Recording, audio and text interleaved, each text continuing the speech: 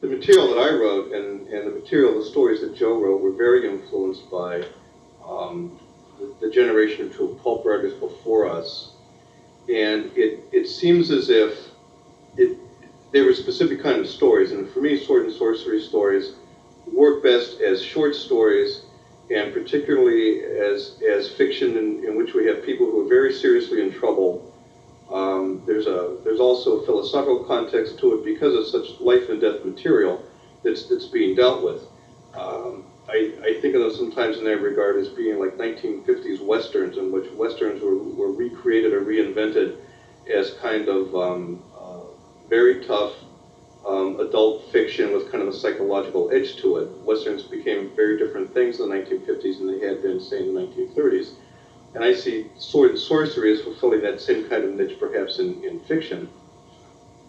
But that said, as specific as sword and sorcery is, it seems as if its appeal is only to a limited audience. And is it therefore not commercially viable? How commercially viable is it? We know that it was a very hot property in the early 70s when Joe and I were publishing the fanzines and when I was able to publish some novels. Has, as Jake was alluding to, has much of sword and sorcery, the aspects of it that were generally appealing, has that kind of been borrowed or transmogrified into this kind of juvenile adventure fantasy fiction we have now, Tolkienesque kind of adventure fantasy that we have now, world-building fantasy that we have now, seems to have grown in some dimensions, but this specific kind of very real hardcore, in a real sense, very masculine kind of fiction has been left behind. There isn't much of it published anymore. Has that audience moved on to a more visceral experience of wargaming and playing video games? Is the intellectual aspect there something that has been surpassed in some way? Do you have any thoughts on this, Joe? I think a lot of it was that just pulp fiction in general has kind of fallen by the wayside. I always thought sword and sorcery, as I got a little older, and I thought of sword and sorcery, especially Howard's stuff and Fritz Lieber's stuff, as sort of like film noir. It was dark. The characters weren't necessarily, very lily white heroic. There was shadings to them. Not everybody had a unselfish motive. Everybody was out for. Everybody wanted the jewels, and everybody would do whatever they want for the jewels. But I think sword and sorcery, in a lot of ways, you had some editors and publishing houses that might have, been harmful to it as a genre because they were maybe not intentionally, but they didn't allow it to grow. The characters weren't allowed to grow. Everything became series, and now when you go to a bookstore, everything is series. You got Laurel K. Hamilton writing endless vampire novels. She's supposed to be on her, 500th novel by now. You've got so many series out there, and that's what it branched off to because of the success of the trilogies, with Stephen R. Donaldson and Terry Brooks being on bestseller lists with their trilogies.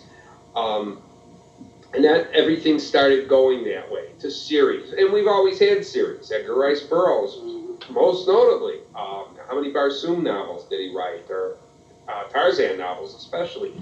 Conan Doyle with Sherlock Holmes. And I think audiences don't want Conan to have a character arc. They don't want Sherlock Holmes to have a character arc.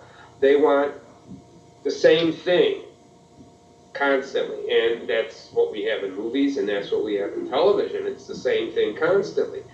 Sword and sorcery moved into the more epic, heroic fantasy because there's tons of elements there in all these books, Robert Jordan's books and George R. R. Martin's books. There's a lot of... You better love Jordan. Yeah. But after, 7 novels or so, and the series is not winding down for me, I need to move on a little bit sometimes. It's like I can't keep reading this. I like trilogies. I don't like anything that goes beyond that. And I think the fact that the other thing that I always gripe me about sword and sorcery was there was not a lot of character interplay. There wasn't a lot of drama. I like dialogue. To me, dialogue makes the characters come to life.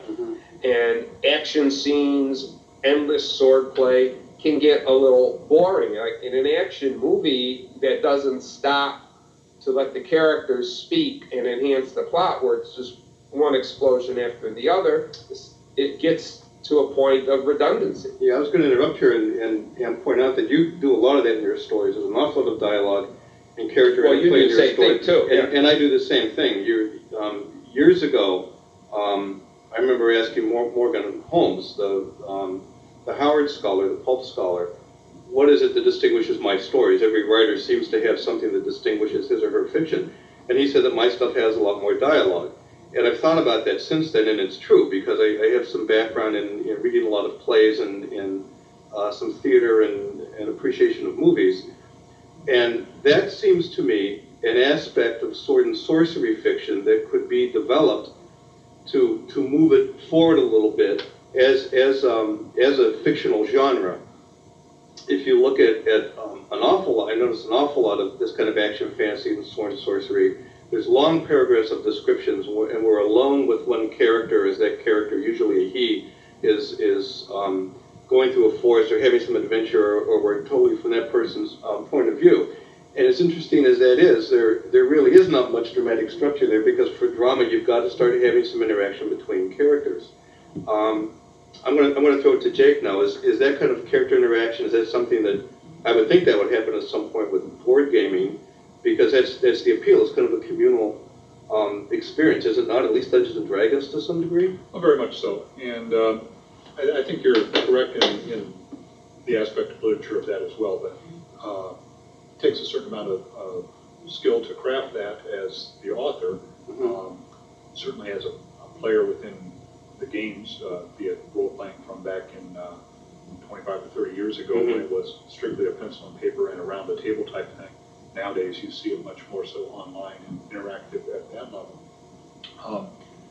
The opportunity to have that interaction, to have the conversation, if you will, I think is critical. And I think that's the attraction of one of the things about the internet gaming, is that it allows the players around the globe to have those conversations. I must say that from my perspective, maybe I'm a generation behind, because some of the shorthand that's used in the texting that's going on is a little rapid for me. Advanced quickly. It's a language unto itself, and very much, I know there are a lot of games that the players do speak in character and try to keep, to be faithful to what they're doing at the time.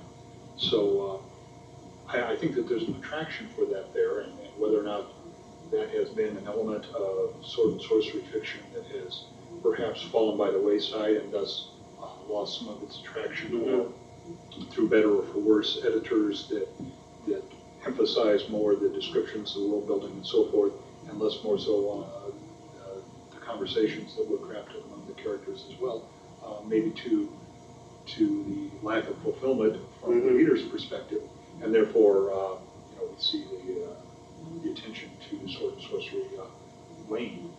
I think that Lieber in particular did very well on that level, and I had a conversation with him back in my days of working at TSR, when I remember seeing Fritz and Bob Harrelson come to a conference.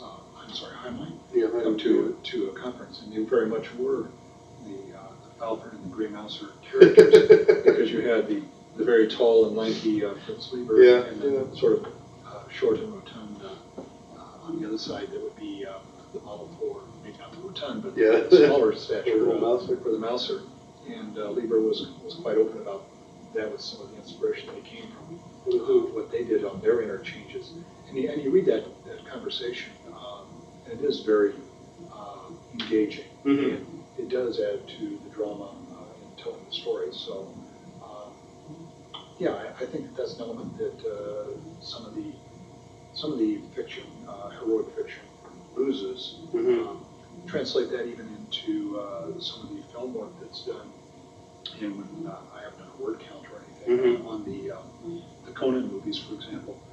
But it's probably less than what you see in a lot of other types of engaging drama. It is almost a silent movie, especially the one that John Milius, the first one. Yeah, it's almost a silent movie.